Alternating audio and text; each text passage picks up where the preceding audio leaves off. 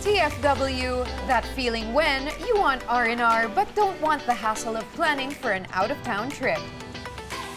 Alam nyo ba na merong hidden gem sa Sampaloc na talaga namang pang world-class ang vibes? All you need to ask is, where?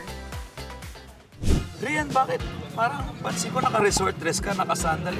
Nandito tayo sa lugar namin sa Sampaloc. Sinadya ko talaga to. Feeling ko may alam ako na hindi mo alam, no?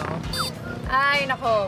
Alam ko na born and raised ka dito sa Sampaloc, but may na-discover ako dito na pag pinuntahan natin, parang nag-out of town ka na din. Talaga? Gusto mo makita? O sige, tara. Tara! Sige. A serene staycation right in the heart of busy Sampaloc na madaling mahanap at mapuntahan.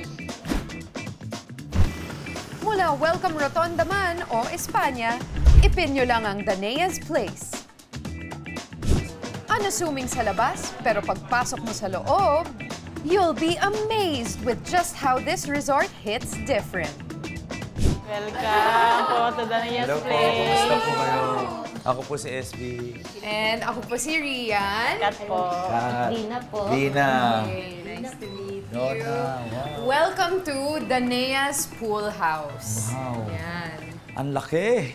Ma'am Donna, first time kong nakakita ng resort dito mismo sa loob ng lugar natin, Sampaloc. As in, parang isang tricycle ko lang galing sa bahay namin. Para na ako nag-out of town. Surprise! Kapit-bahay lang pa. Kapit bahay lang. Paano niyo naisip magkaroon ng ganitong resort sa gitna ng Sampaloc?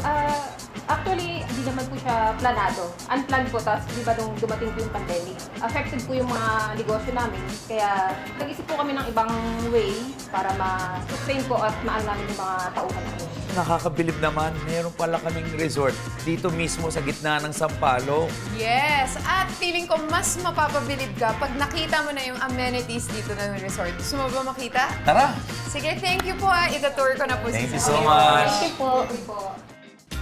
At pagdating sa R&R, check na kaagad ang resort na ito sa #1 requirement nating mga Pinoy.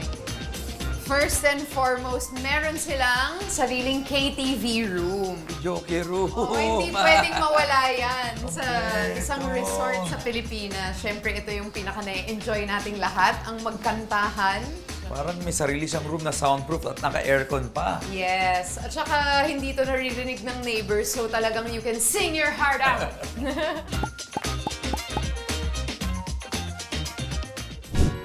Perfect venue talaga ang resort na to for any ganap with your fam. Lalo na with your jowa. Tada! Okay, meron naman tayong very Instagrammable background. It's a love seat. Ayan, di ba? Very relaxing. Pinag-isipan talaga nila yung mga decor sa bawat part nito.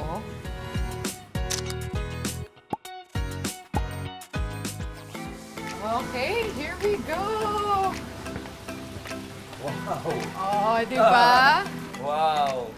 It's a rooftop pool kasi nandito nga tayo sa 3rd floor. So meron konting pa-overlooking dito sa likod Wow. natin.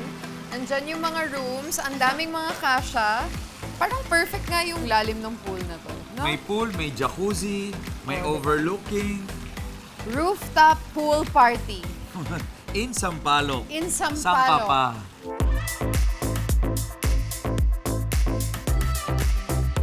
Na-surprise ako kasi talagang first time ko nakita ng resort within Sampaloc. Yes, hindi mo talaga maiisip na nandito lang to. Tsaka ang ganda, presko. Siyempre, kung daytime, siyempre may ganyan pa kung ayaw mo masyado magpa-araw, chill-chill ka lang dito. With 3 pools to choose from, plus a romantic view of the Manila skyline. Guaranteed picture-perfect talaga ang R&R nyo dito. Kung Bali-inspired staycation naman ang hanap ninyo, well, meron din yan dito sa Sampaloc. Baba ka lang sa Dimasalang bus stop at tumawid pa Basilio Street para mahanap ang Nad's Place, Manila.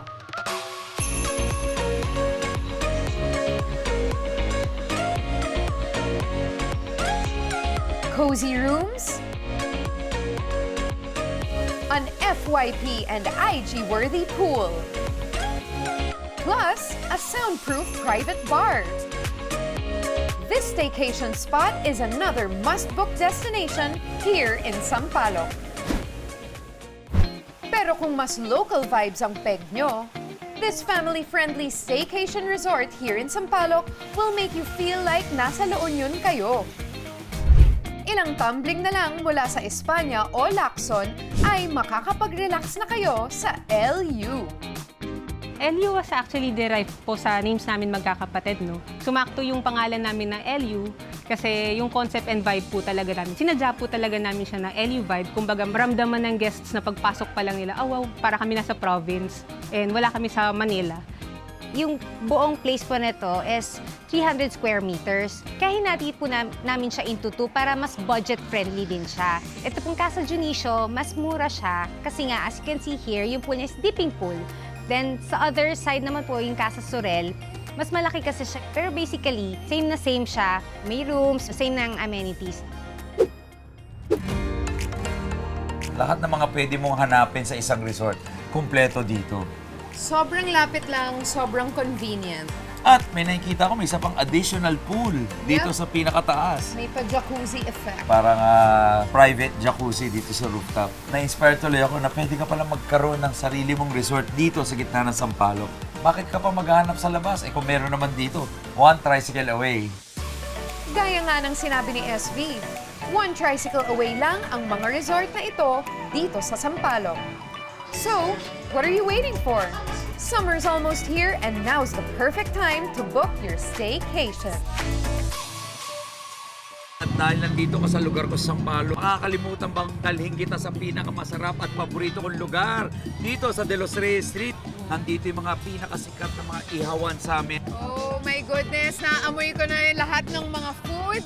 Huwag na nating patagalin. Feed me! Let's go! Let's go!